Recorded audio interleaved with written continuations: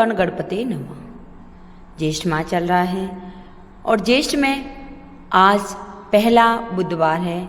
इसमें गणेश भगवान की कथा सुनेंगे कि कैसे गणेश जी का जन्म होता है और कैसे भगवान शंकर जी और उनका धड़ सर से अलग कर देते हैं।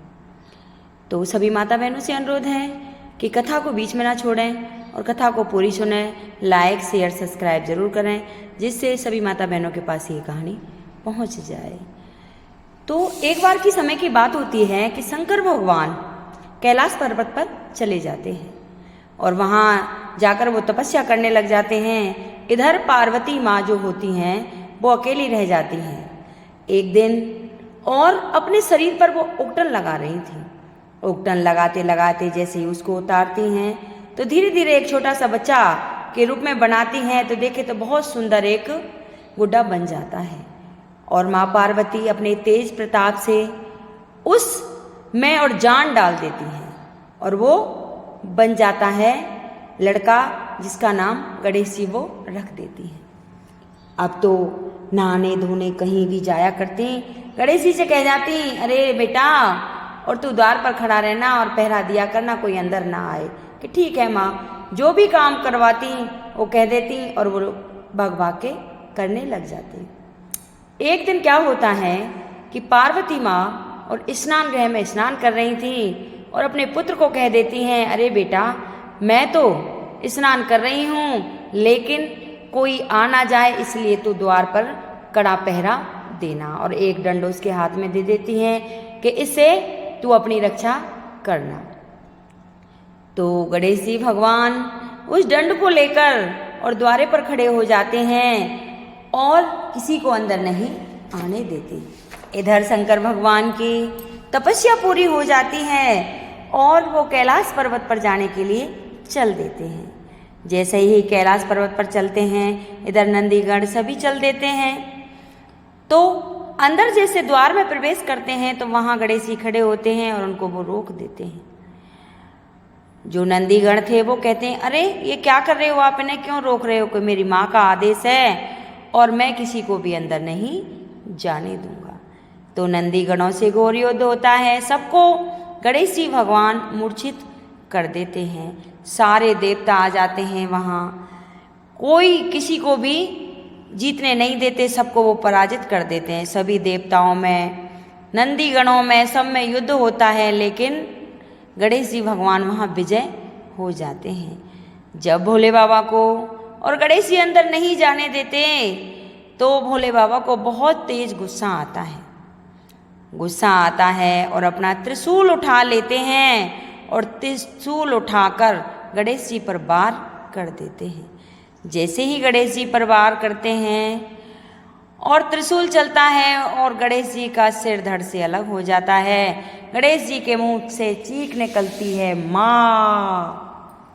तो यह चीख निकलते ही पार्वती माँ को पता चलता है। पार्वती माँ दौड़ी दौड़ी आती है और रुदन करती है और क्रोधित हो जाती है कि अब तो जब पार्वती माँ क्रोधित हो जाती है, सारे देवता सब कुछ घबरा जाते हैं कि ये तो बहुत बड़ा अनर्थ हो गया। अगर पार्वती माँ रुष्ट हो गई तो प्रलय आ जाएगी। सारी देव देवता पार्वती माँ को शांत करते हैं, लेकिन पार्वती माँ शांत नहीं होती और हट पकड़ लेती हैं, अगर मेरा पुत्र पुनः जीवित नहीं हुआ तो मैं महासंग्राम कर लूँगी और प्रलय ला दूँगी। सारे देवता मिलके और भोले बाबा से प्रार्थना करते हैं कि हे प्रभु, आप ही हो कि इस दुविधा का कोई मार्ग निकाल सकते हो।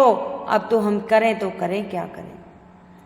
तो जब पार्वती जी अपनी हट पर अड़ जाती हैं तो महादेव जी कहते हैं सभी देवताओं से कि तुम पूर्व दिशा की तरफ जाओ और नवजात शिशु जन्मा हुआ और अभी का नया जन्मा हुआ शिशु कोई भी हो और उसका शीश ले आओ तो मैं इस पर धर दूंगा और ये पुनः जीवित हो जाएगा।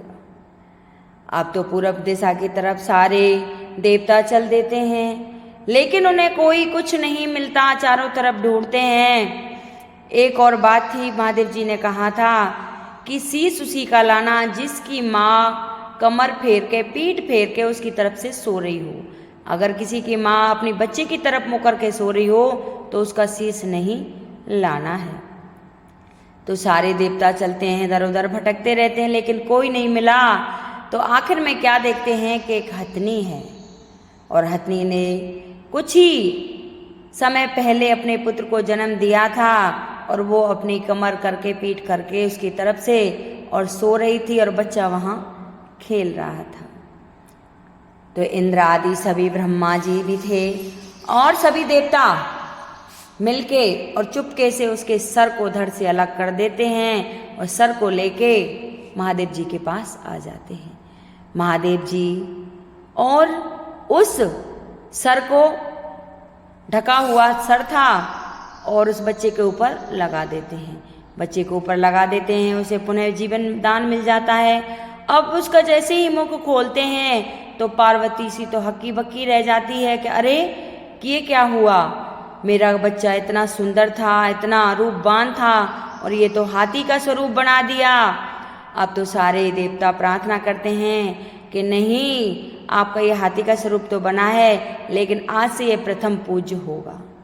सारे देवतागण अपनी अपनी शक्ति उनको देते हैं। इंद्र वज्र देता है, वायुदेव, वरुण देव, ब्रह्मा जी, सारे अपनी अपनी कुछ ना कुछ शक्तियाँ उनको देते हैं, और कहते हैं कि आज के बाद जो कोई ब्याह, शादी, शुभ मुहूर्त में कार्य होगा, सबसे पहले गणेश जी की पूजा होगी, उसके बाद ही कोई कार्य आरंभ होगा। तब से गणेश जी प्रथम पूज्य बन गए, और उनकी जय जयकार हो गई, और सभी देवता फूलों की वर्षा करने लगे। उसी दिन से प्रथम पूज्य गणेश जी महाराज हैं। अगर उनकी पूजा सबसे पहले कोई नहीं करता तो वो विघ्न उत्पन्न कर देते हैं। सबसे पहले कोई शुभ कार्य में गणेश जी की पूजा होती है, उसके बाद ही कोई शुभ कार्य होता है। तो ये हमारी गणेश जी की कथा थी। अगर किसी को अच्छी लगी हो तो कृपया लाइक सब्सक्राइब करें, कमेंट में जय गणेश भगवान की जरूर लिखें। कहते हैं कथा सुनने मात्र से ही सारे विघ्न टल जाते हैं। बोल गणेश भगवान की जय।